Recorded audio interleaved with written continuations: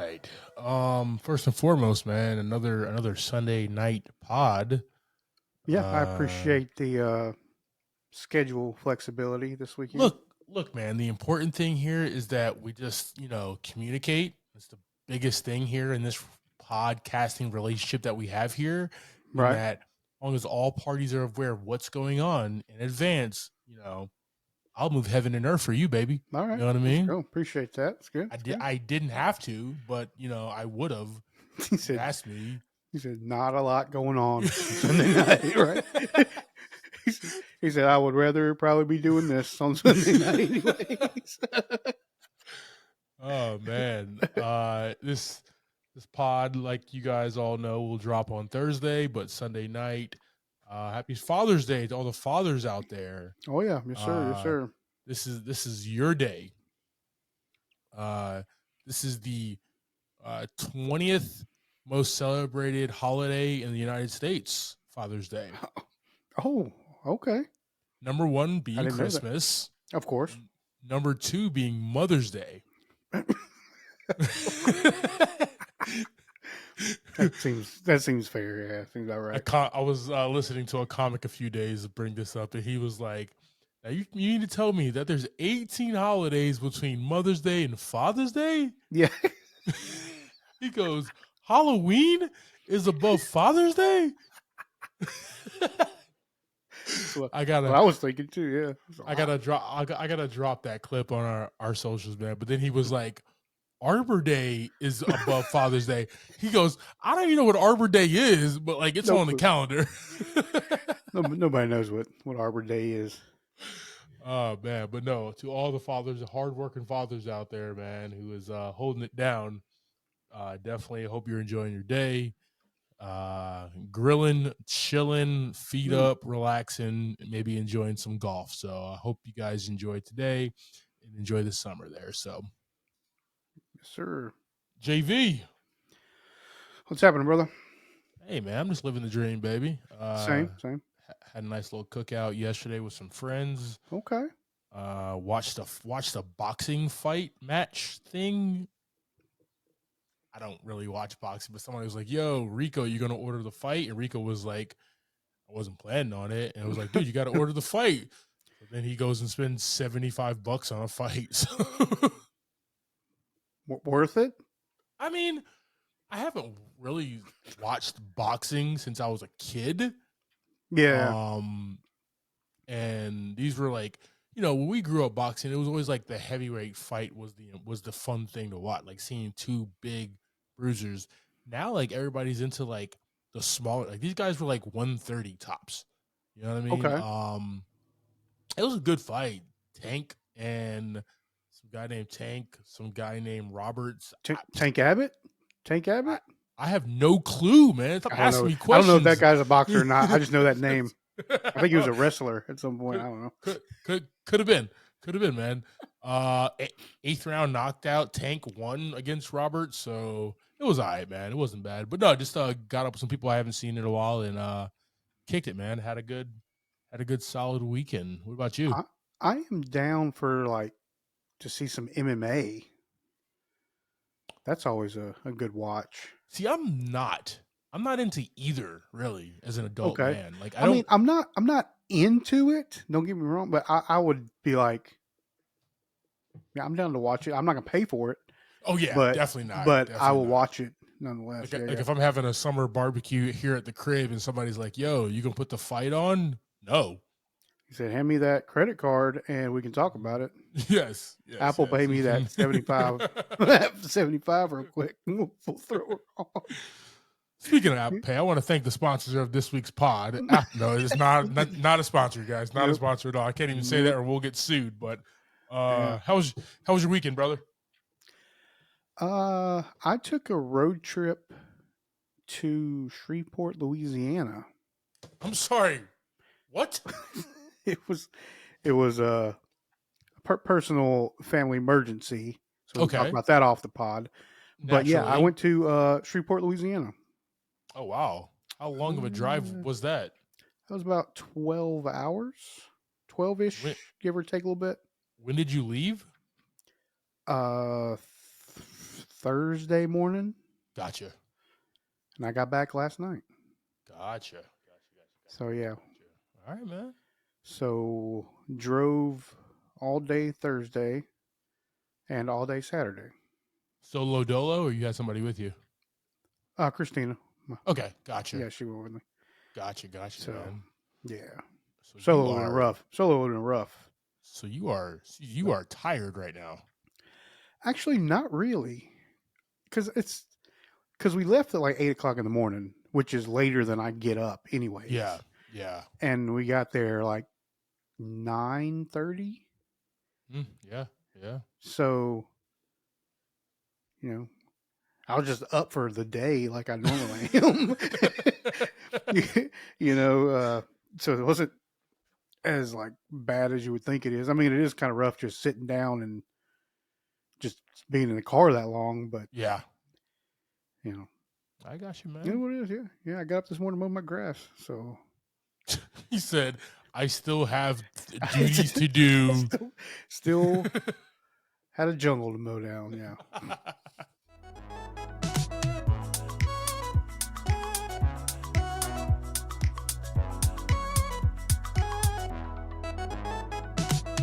Welcome to this episode of Movie in a Pod. I'm Clyde Smith.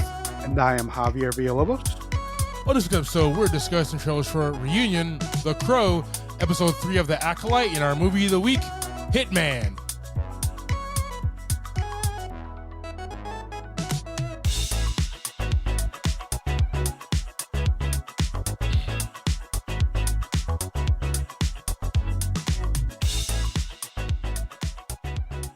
All right, team. Hope everybody's having a fantastic week there. We got some trailers coming at you here. Reunion and The Crow. Nice. Team, like we always talk about here, we got some socials, link tree in the show notes. Click there, hit us up, like, share, subscribe. And we just appreciate your guys' support for the pod, always. Please do the clicks. Click everything. Please.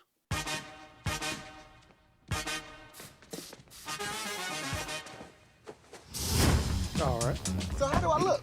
You look like Black Where's Waldo. This is the outfit I lost my virginity in the night of graduation. No, you got a over-the-pants hand job. Love it already. Good start, yeah. It's gonna be a blast.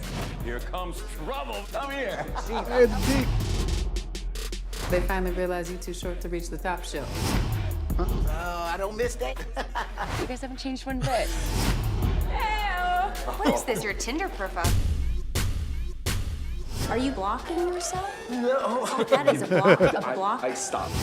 Amanda Tanner. I hear you running for office. Congress. From a cokehead to a congresswoman. Everybody knew.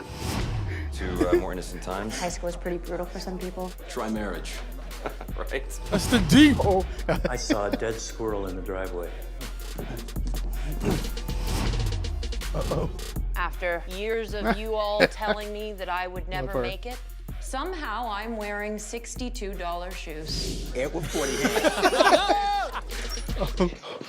everything okay in there? Is that a beer release? Is that Really? Let me be first. Edward 40 hands? That's what it was. Who shut the power out? Hey, Matthew. Of course.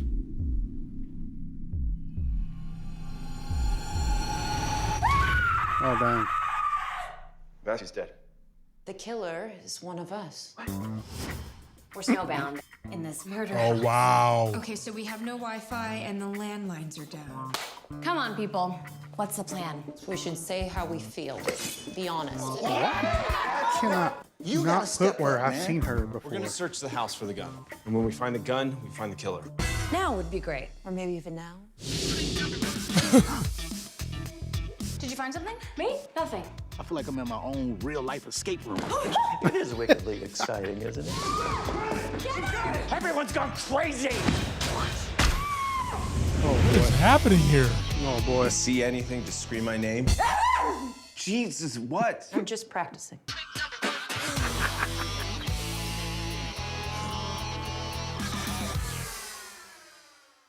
All right, team. So that is the trailer for Reunion. According to IMDb here, we have snowbound at their high school reunion. Former classmates uncover a murder and scramble to identify the killer among them before they're all iced out for good. This is directed by Chris Nelson, written by Willie Block and Jake Emanuel. JV, what are your thoughts on this trailer, brother? That was a super funny trailer. Agreed. It kicked off super funny, and I didn't really read nothing about it, but I kind of understood what was happening. Right, it's a murder mystery, right? Mm-hmm. Where another clue, I guess. But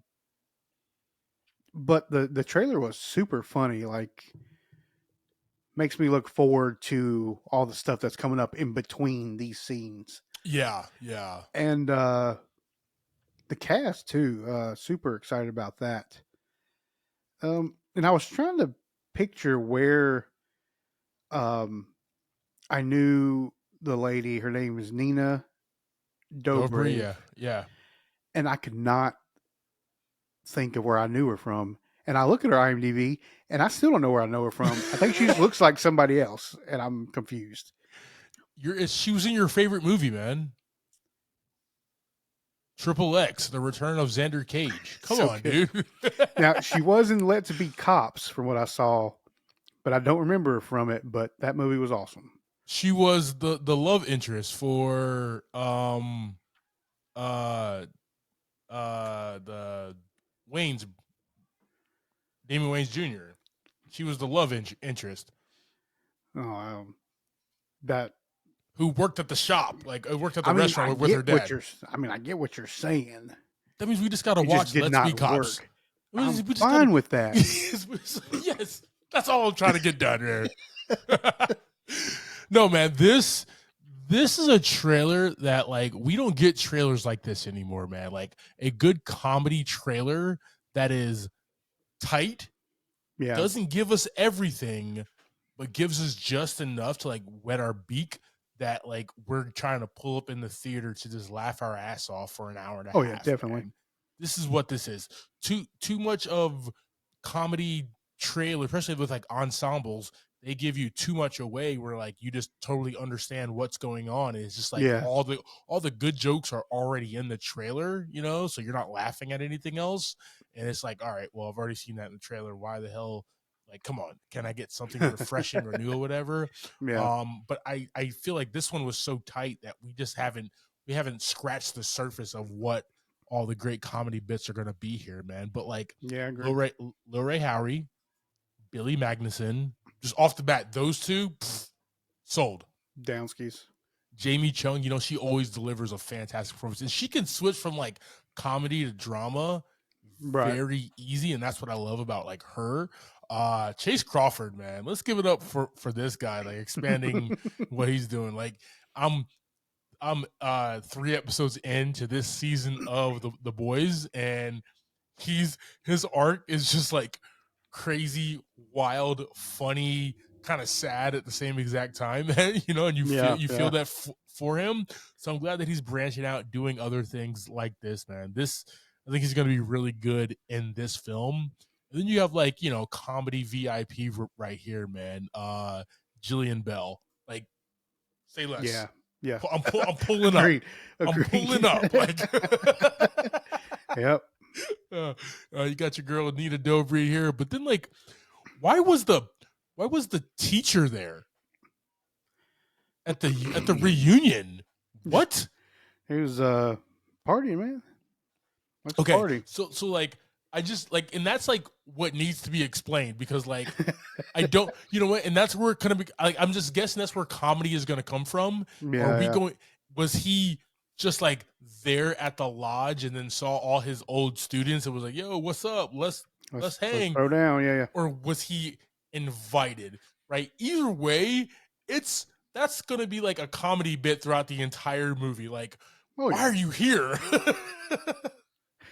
We may never find out. Who knows? May never find out, man. But as long as, like, it just he might just pass out. dude. You might just pass out, and then like at the very end of the movie, like after everybody's left the house or whatever, or the building, Yeah. he's just gonna like wake up like in a laundry basket or something, not know what's going on. Just out the entire time. Well, he's the killer. No, man, but like Just figured it out. we have a reunion movie, but it's also like a murder mystery, who done it clue type thing, man. You Yeah. know, our Channing Tatum produced, and actually had a really good cast in that as well. But he produced 10 Years, which was a really good reunion movie. It was a real low budget. Had starred him and his wife at the time there, and a bunch of other people like Chris Pratt and stuff. But it had like a really good cast, and it was like how a real 10-year reunion would be. This one takes that same thing, but like adds the comedy element. It's not going to be as serious, and it takes like a murder mystery thing. I'm excited for this, man. This is the type of this like, you know, we talk about trailers every week. I mean, it's part of the show, yeah. We don't talk about like which has been our favorite trailers of the year. This is up there for me, man. Like, I am excited for this movie, dude. Guys, we're gonna throw a reunion on our socials. Let us know your thoughts of this here, and yeah, reunion. Super stoked about this, guys. Awesome. What's the first thing you liked about me? I thought that you were quite brilliantly broken. You feel like my person. Oh, wow. You Okay. feel like my person. Just get in it. I got you. What's the worst thing you've ever done? I saw things. I shouldn't have seen any of it. Probably not. What are you doing over there? Julie! Julie! Please don't do that!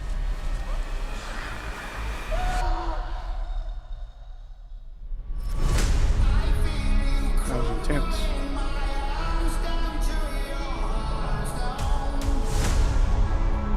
When someone dies, a crow carries their soul to the land of the dead. And sometimes something so bad happens. Yeah. That the Whoop soul y'all's cannot ass. rest.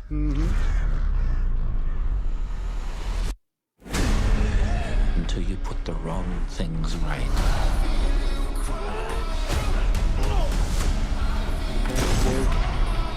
You were given the power of a god.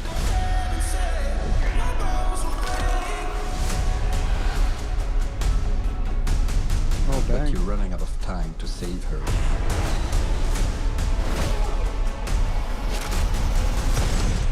Wow. This is going to be brutal. Listen with one of them.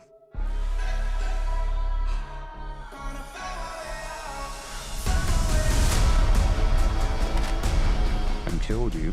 Yeah, you did. We have a problem. Surprise. He came for us.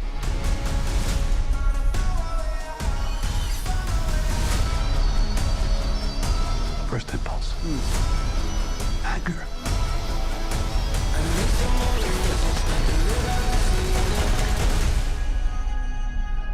It's not anger. It's love.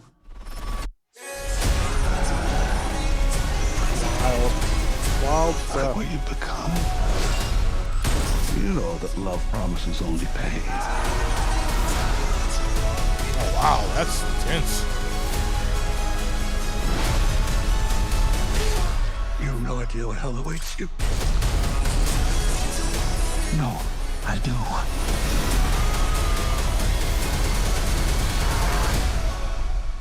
How many people have you loved? I'll never be alone.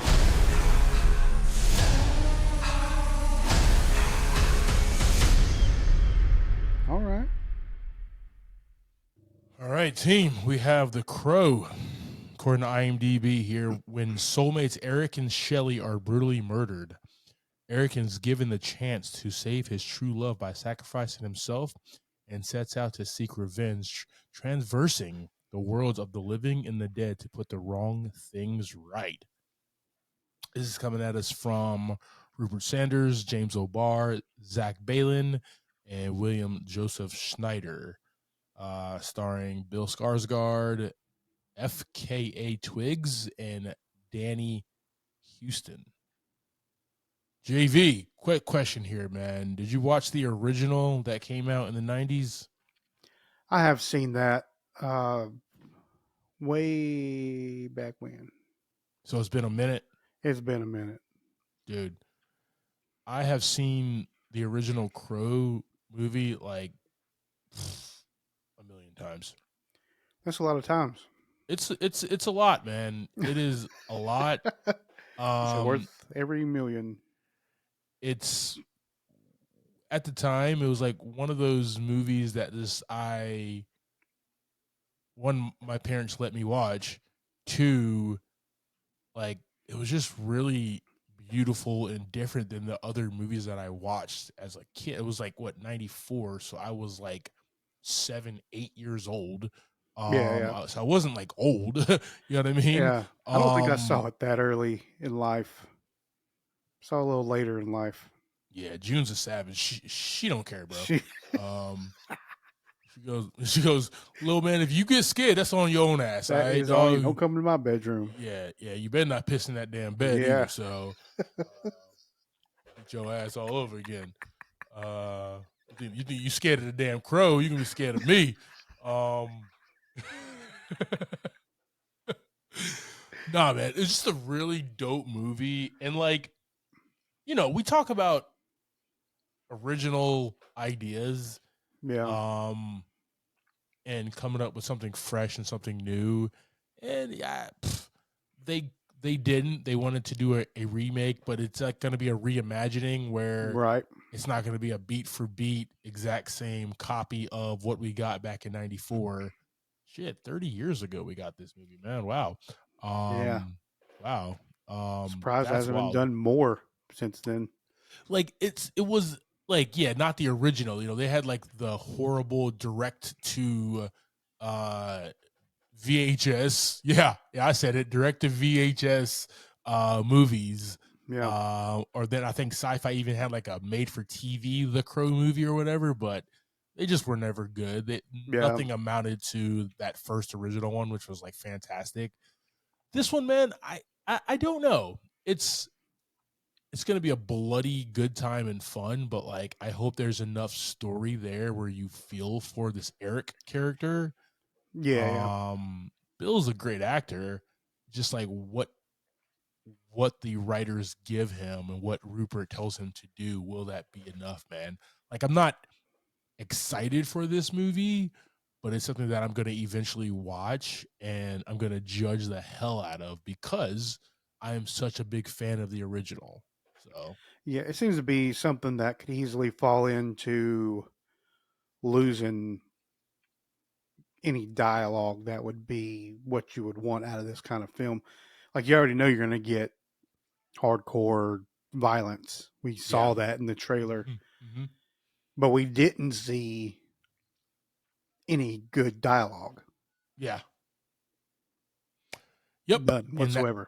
And that was like the big thing with the original is his voiceover work and him, telling us as the audience his pain and what he's feeling the entire time, and the narration by the detective and the girl. It was just a really dope movie for that time, man. We haven't got anything like that before, so it was just like epic.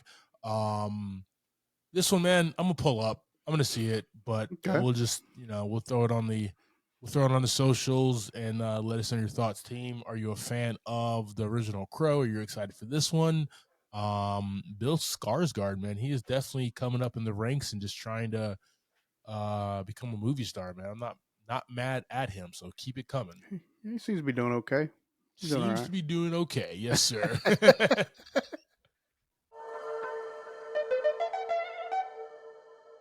All right, brother. Let's jump into episode 3. Oh boy. Destiny of the Acolyte. Oh boy. On a mysterious planet, the tragic journey of two sisters begins. So I have a lot of questions. Definitely definitely a lot of questions. Yes. And like as our resident Star Wars expert, I have the same questions, I'm sure. But you're the expert, so you can't have the same questions, okay? You have to give me the answers, damn it. What the hell? So like, one,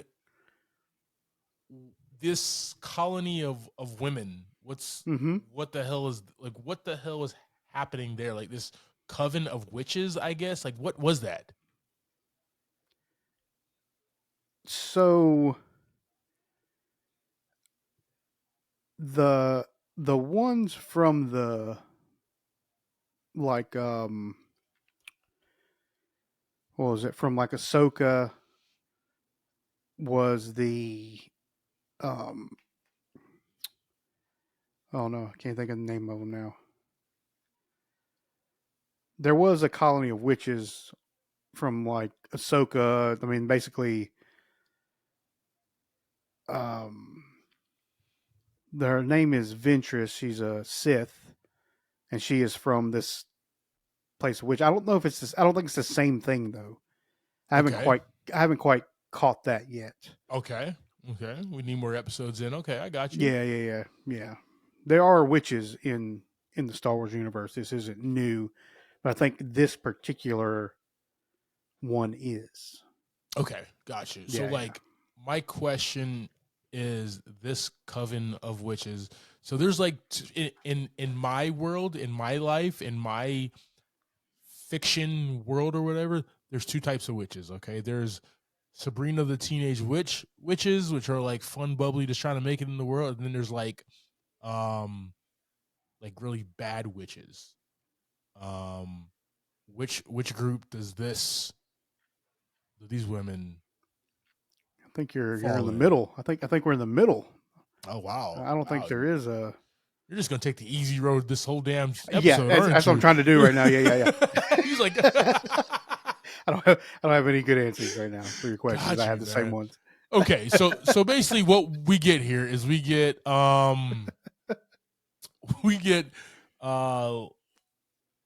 May and Osha, the two twin sisters, and they're coming up, and they're about to get. Who knows how they actually were born? That's really unknown yet. But they're basically joined at the hip, and one is extremely just like little girl. Oh, I just love life, and the other one has like a mean spirit to her, right? And like they play that, and you can just tell, and it's like, okay, well, you see where the split is. You see why the one is trying to kill. The Jedi and everything, and then leave, and kill the Jedi that kind of left her on that planet there. For me, man, like, is this what the Jedi do? They just like pull up to different places and just take kids? I mean, that is a thing that is said a lot about the Jedi from the memes I've seen. They just pull up. They just go, and if you're force sensitive, they just kind of take you away. You're theirs. They just pull up, show the light, like flash the lightsaber, and be like, "Do something about it. I'm taking your kid." Like that's literally pretty much, what they did. Yeah. What? These are like the defenders of peace, and you're breaking up happy homes. Yeah, I think that's why we are getting this series, is to show that. So there is like there's a dark side to these guys. Yeah, I think that depends on how you look at it, right? If you're looking at, from what we've always seen in the movies, it's like, oh, they're trying to train the Jedi to be good so they don't turn to the dark side. So by giving them training, they don't go to the dark side. They're doing it for the overall good and not really caring about families and feelings and stuff. I'm just saying. I'm just trying to, just giving you what the rundown is. So like the good. Okay, let's talk about the good of this episode. The good of this episode was we now have the reason why, and I don't know which one is which because I keep forgetting. Which one's the good twin? May? Sure. Yes. Yeah. Got you. I'm pretty sure that's the one that's trying to kill everybody. May's the good one. Osha's the bad one, right? Now you got me confused because I thought it was the other way around. Dang it! Why do we do this? Why? How do we have a I don't know. podcast? I'm just gonna cut this segment out. It's going. It's not. It's gonna stay in. It's fine. It's gonna stay in. We're just at a point where it's confusing, trying to navigate this episode in particular. First two were pretty fire and we're just getting us started. Right now we're like digging into the history and it's got confusing, and it never really was not confusing to me anyways in this episode. Okay.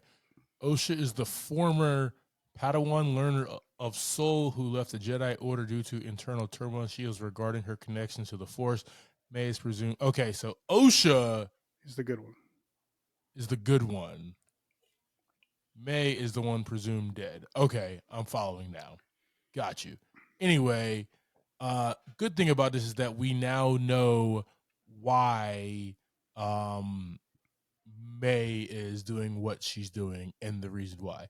I still don't see like how it was the Jedi's fault when really it was her fault. You know what I mean?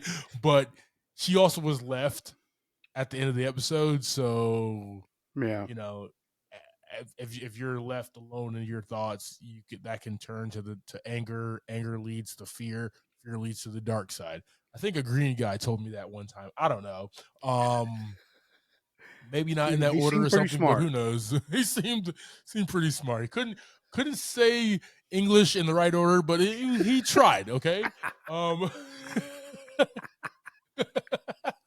we understood what he was trying to put down. Yeah. But no, man, like that was the good about this, that knowing the reason why. The bad about this is just like knowing the reason why. Because like I don't feel like it justifies the actions where it could have just been like a conversation, but who knows in the one who was left behind what has happened since then, who has taken her under her wing, and you know, we just don't know. We will find out, and we'll just go forward from there. Yeah, sounds like we need to have better answers to our questions next week. Yeah, it left a lot of things unanswered because I still want to know more. So like it's that peeling of the onion where getting the layers are pulled back until we get like the meat, like the right what's going on in the story. So like that's exciting. But like what happens is like these episodes are also long. I appreciate that. You know, they're not your regular like 22 minutes. This one actually pushed almost 40 minutes there. Between this one and Hitman, took a lot of my time up this past took week. A lot of your time. My bad. I'll make up for it next week, bro. I just need 2 hours of content exactly. Tops. I don't know, man. This episode did not hit like I wanted it to, because we're dealing with understanding the backstory, and that's never really fun for me. Like I get the reason why, but for me, at least, good storytelling could have happened through good dialogue and good like this is what happened back then without actually taking us back there. It's that Lost mentality of the series Lost, where like it had to take you back to see what happened. Like we're gonna visually show you that instead of just talking about it in dialogue. And that's actually where, for me, where actors get their comeuppance, where actors get like their time to shine, because they're able to vocally explain through that great dialogue of what occurred and how this person's feeling. That would have been dope. Also would have been dope to see Osha and May fight and as like adults, and then like argue with what actually occurred to see like what actually happened, that would have been cool as well. But we got the full story in front of our eyes. That's what they wanted to go with. So that's exactly what we got. There you go. Out of the three, not my favorite episode. I agree. But I'm still along for the ride here, guys. So the Acolyte rocking this out on Disney Plus in the Star Wars universe. With us on our socials team, let us know your thoughts. Still rocking with the show. What has been your favorite episode so far? And what do you feel? How's your thoughts about the direction the show is going? Let us know, team. Hey, JV. What's going on? Can I ask you a question, man? Go ahead. What the hell is in your ear? So I only ask visual. This is a podcast, and I know it's an audio medium. So I have these big ass, ugly ass, like goofy 1979. Like those, like got those from like Circuit City. I got Circuit City was like, dude, we're going out of business. Here you go, sir. Okay. You about to hit the stage, dog, and rock out for 3 hours with whatever you have in your ear. So that's pretty awesome you say that, because that's exactly what they're for. So 50 Flies, just we're building a in-ear monitoring rack for our stage performance. Nice. So we don't have to have the stuff on stage to hear ourselves. When we play, we'll hear ourselves in our ears in these. Nice. And we'll have our own mixes. So if I want to hear more lead singer, I can turn him up. If I want to hear more guitar, I can turn it up or down, whatever I want to do. We each can do that. So I've started wearing these because I need to break them in, for one. And they're super comfy. And they sound awesome. Are they and they're wireless, right? These are not. Oh, those are these are literally just headphones. They plug into a pack that makes them wireless. Oh, gotcha. So yeah, it's just fancy earbuds. Okay, is all it is. Cool. Well, so they look really dope. They're pretty comfy. They kind of cancel out everything around too. So a murderer. It's just you up behind you. It's just you. I got a camera on right now, so I'm good at the moment. But as soon as this pod ends, good point, sir. Take him off quick. As soon as that camera's off, they're coming off. So, but yeah, I need to break them in so they can be a little more comfy. But right now, they sound really good, guys. This is if you're ready to, whenever you want to move into that, you let me know. I'll send you some information. We'll talk about it off the pod, man. But I will say, guys, you're getting not only do you get movie and TV stuff, you get rock star tidbits on this pod as well, guys. We're a one-stop shop. Okay. Why are we not the number one pod in the world right now? I have no clue why, guys. This is crazy with all this great content that we're throwing at you. Okay. But I do love the fact that you led off with, it looks like you're about to go play a rock show. So much appreciated. Pretty awesome. I know a little bit about a little bit, and that's what I know, okay? It makes us dangerous men. I'm just saying. I'm a little dangerous there.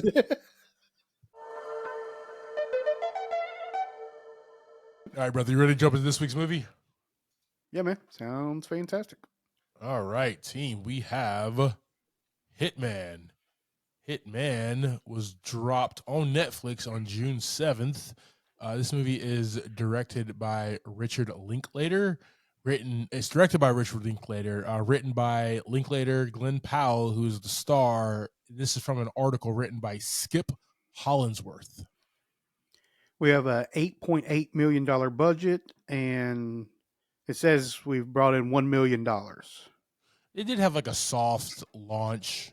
So it's actually been out for a while, right? But just not on Netflix itself. Yes, so they had their premiere in Venice. Yeah. At like Cannes. Something like that. No, it was at the Venice. It wasn't at Cannes. It was at the Venice International Film Festival. But then what's like Netflix does sometimes, especially when they have like a big time director like Richard Linklater. They will actually do like a soft release in some theaters for like a weekend or two. Yeah. And it's that Glenn Powell, man. He's just so dreamy. So hot right now. Yeah. Everybody flocked to the theaters. I did not. I pulled up on the couch for this. I didn't even. I heard about it, but I really didn't realize it was a thing until I saw it spotlight on Netflix. Yeah. Spotlight will get it every time, man. Every single time. Starting this, we have Glenn Powell as Gary Johnson, Adria Arjona as Madison Masters, Austin Emilio as Jasper, Retta as Claudette, Sanjay Rayo as Phil, Graylin Banks as Sergeant Hank, Molly Bernard as Alicia, and Evan Holtzman as Ray.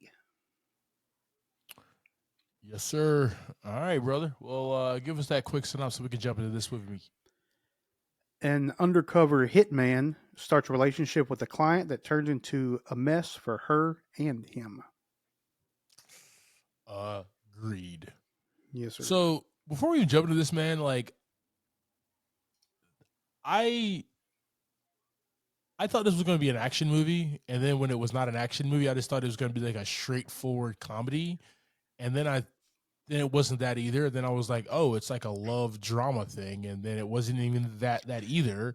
And then I was like, oh, so it's going to be like a dark, maybe a murder thing, mystery or something, like murder mystery, but like it was all of the things in an hour and 55 minutes. Like that's the thing, right? Yeah. They gave us all the emotions, all the feels, all the thoughts about this here. So let's start at the top, man. We have Glenn Powell as Gary Johnson, a college professor and tech guy turned undercover mole. The look of him, the glasses, the tucked in shirt, like what era is this guy living in? Yeah, and then just like chilling by himself at his little table eating with food. his cats and everything. Yeah. Yeah, Glenn did a very fantastic job of like you said, like we're going through the different emotions, and he also went through the different characters too, which was a lot of fun for me. It was like his disguises and his accents and all that that he was pulling off. Yeah, I thought that was a fantastic part of his character.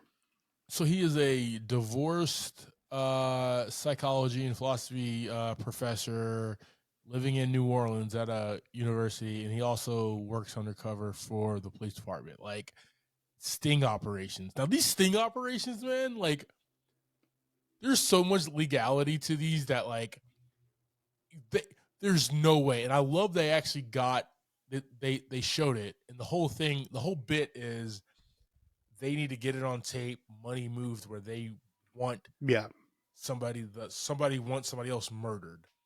But it's entrapment is what they're actually doing, the police, this unit. Like a fine line. It's entrapment, okay? Well, that's like, I think that was mentioned, and it's funny you say that. Yeah, there was a part where he's like, I guess he was getting yelled at by the Jasper or whatever. He's like, no, I was trying not to, go for the entrapment. I was trying to avoid the entrapment. Yeah. And he's like, okay, I don't know why that's a thing right now, but all right.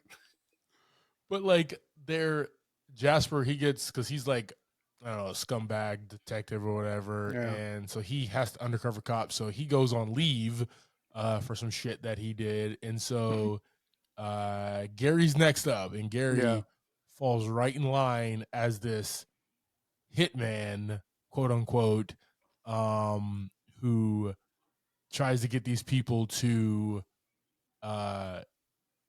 basically say like they want this person killed so they can get that on tape. Right. Man. It's like not a difficult concept, just because they do it so many times in the movie, so you fully understand.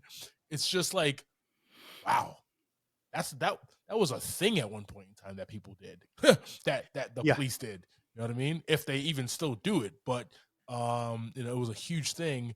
What I loved is how he just lost himself in this role. he completely fell in love with all these characters because he switched it up, right? He went and did his research about the people that the person who like called him about the hitman activity, who he needs to go ahead and do the hit on, right? And he flexed his hitman personality, look, feel, style to fit in for this man. So he just was enjoying himself.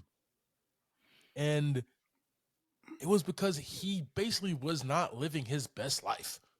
Yeah. And this was an out, right? This was something else that he can like find himself in and enjoy and love, where this became everything that he was about, man. Like school, teaching, professor shit, but like, when's that next thing? Let's go. Yeah. Well, I need to do some research and Amazon buy some attire. Yes.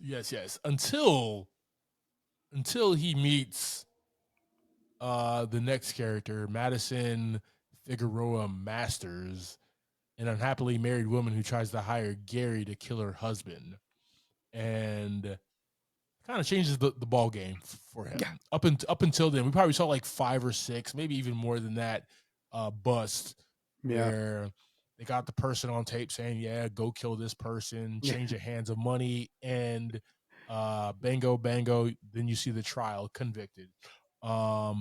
He doesn't do this for her because she's naturally just obviously gorgeous, and he falls in love with her immediately.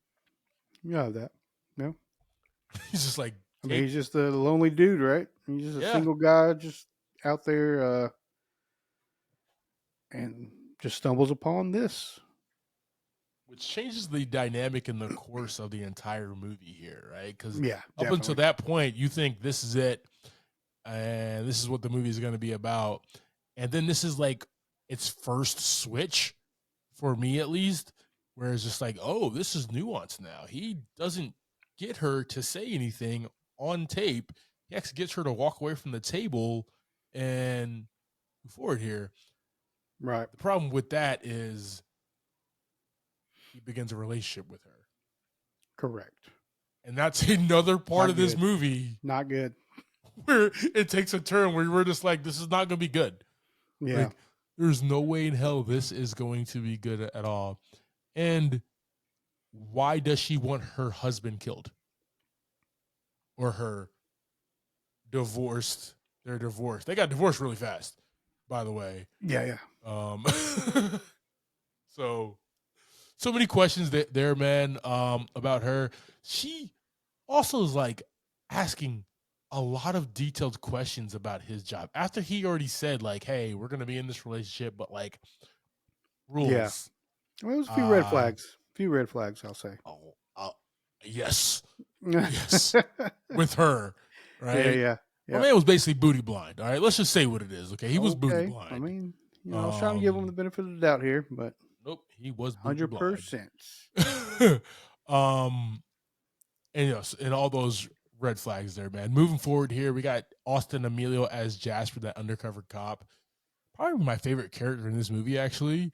He was just fun, but like he was like that slime ball fun undercover cop guy. And like, I'm not as dumb as you guys think I am. Right. That's what I loved about his character. Up until the point where he got. So I mean, Retta as Claudette, police officer Gary works for, just like in the van, she was awesome because she kept it real. Yeah. And then she does a good job of that, yeah. And then Sanjay Rao as Phil, a police officer Gary works for as well. Then we got some other characters that run in here, but the best thing about like this cast, man, is one, it is a very small cast and they keep it really tight. Yeah. And this movie allows Glenn Powell to be so many different characters, and it's so much fun to see. Like, I think the one that we get the most is Ron. Yeah, Ron's good. Because he's Ron when he's like, with Madison. Everybody likes Ron. Ron's a scary looking guy, man. You know what I mean? Ron looks tough. So This is in New Orleans, man. I like that this was not like I like when they take us out of the coastal elite cities of New York, Chicago, LA, San Francisco, stuff like that. Like New Orleans is a really cool place. You get Agreed. a different host of people. And that was in this film, man. I really did enjoy that. So I know, we've both been to New Orleans. We've never been together. We need to go, but that's beside the point there. We'll talk about that later. I mean, it's only a day drive, man. You're right. You are right. We can go whenever you want, man. Take a weekend to go down. Just let me know. But it's just a really like gorgeous city, and not just like Bourbon Street, but all of it is so like historic and gorgeous and beautiful southern city there. And I like that they did use this, man. Like the houses were awesome. I just really like the look and feel of this, man. Richard Linklater brought this city to life in regards to what they did within this film, man. Music by Graham Reynolds just accompanied everything, and I think it was just a cute bit when every time he had like a new character, the music kind of flowed with that I really enjoyed as well. Yes, sir. I got a theme here, man. If we could just move forward here, if that's okay. You have my 100%. Go ahead. Awesome. Yeah. So this is based off of a true story. There is some bits that they embellish on, and they even tell you that in the movie. I love that into the credits as well. But yeah, I read that. That was awesome. I think what Richard and Glenn was trying to do here was create a movie about finding yourself and figuring out who you are and becoming someone to be proud of. Right in the beginning, we saw that he is a professor that dresses weird and crappy, nerdy. His students really don't like appreciate him. It was weird because like Glenn Powell's a really attractive guy. But got the big glasses, the hair is kind of like greasy and stuff like that. Yeah. And like, the girls were just like, whatever with him in class. But then you go back to like Raiders of the Lost Ark, right? Where like every woman in the class of like with Indiana Jones wanted to jump his bones, right? Like as Ron starts taking over his life. Yeah. Like the student, the female students are like, when did our teacher get hot? yeah, I love that. Ron starts taking over, and even like just the other characters like start complimenting his clothes and stuff. Like, hey, you looking good. Look good, Gary. So he definitely so he has a serious identity crisis, living alone, cats, divorce, and all this stuff, man. And within this new role as this quote unquote hitman, it's a release from that day-to-day boring life that he was living, man. And that's what this was. And you can become more. You just have to lie, cheat, and steal to get there. Basically, yeah. What I found fun, like you talking about, like just kind of add on to your theme here, is like there was a point in the movie where it goes from him like having fun, and it's basically the point where it flips from them two having a fun relationship to finding out what's actually happening. Yeah. Right. And it's immediate. And it's like the beginning is like, oh yeah, I'm having a good time and all this stuff. And then all of a sudden it's, uh-oh. And I like how real it was as well. There was no big dramatic build up like it's about to happen right now. It just dropped. Like, boom. Oh, okay. And honestly, that's when it like got really. I thought that's when the movie like got real interesting. Yeah, like when he just drops his persona and we move forward. And from there on, it's hilarious. From there on, it's almost a comedy. Yeah, it's so many different bits in here, man. That's what I do love about this here. So, team, yeah. I think that was the theme, man. Agreed. I think you hit the nail on the head there. All right, team. That is our conversation about 2024's Hitman, starring Glenn Powell. JV, give me your thoughts and ratings on this, brother. Yes, sir. Glenn Powell's Hitman is going to get 3 buckets of popcorn from me this week. Yeah. Pretty long movie to compete with the amount of content that was in the movie. Mm-hmm. The first hour was fun. Well, it was pretty fun, but it was like so repetitive build up to the end of the movie, the like second half of the movie. Yeah. You know, they showed a bunch of characters and him doing kind of the same thing over and over, which was good, but I feel like that could have probably been cut down a little bit. Mm-hmm. But definitely like the middle of that movie, like I said, where it flips and goes to the end was basically its own movie. Agreed. And that first part lost me quite a few times. I mean, it was fun, but it also lost me. But I was hooked from the middle to the end. Yeah. But 2 hours, man.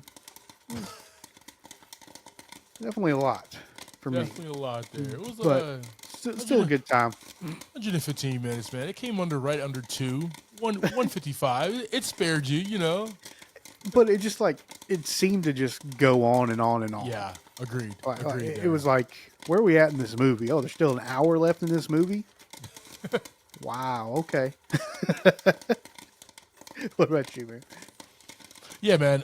This gets 3 buckets of popcorn for me as well. This is a solid flick. The title is a red herring, as you believe it. Yeah. Some crazy action film about this hitman, right? We got The Killer earlier this year with Michael Fassbender, and that was also a different movie because we thought it was going to be this action crazy packed movie. Sorry, Michael Fassbender, but it was actually like a slow burn, a thought provoking type movie. Same thing happens here, where this is more of a interpersonal look at a man who keeps reinventing himself until he finds the person that he likes himself to be. Yeah. And that was I went into it one thing and got something else out of it. So I was surprised, but I think where it does drag is in that second 30 minutes where it's just all right, we're doing this over again. I understand now. I understand now. You're really good at getting people to commit a crime. You know what I mean? So I get it. Let's move forward. So 3 buckets of popcorn, man. It's a solid watch. I would probably watch it again. Agreed. Thank you for subscribing to this week's episode, talking through Hitman. Next week, we'll be discussing the Y2K flick, Dude, Where's My Car? That's streaming on Hulu. Like always, I am Clyde Smith. You can find me across all socials. I am Clyde D. Smith. I am Javier Villalobos. You can find me across all socials at Mr. J8200. Thanks, guys. Appreciate it. And like always, keep watching.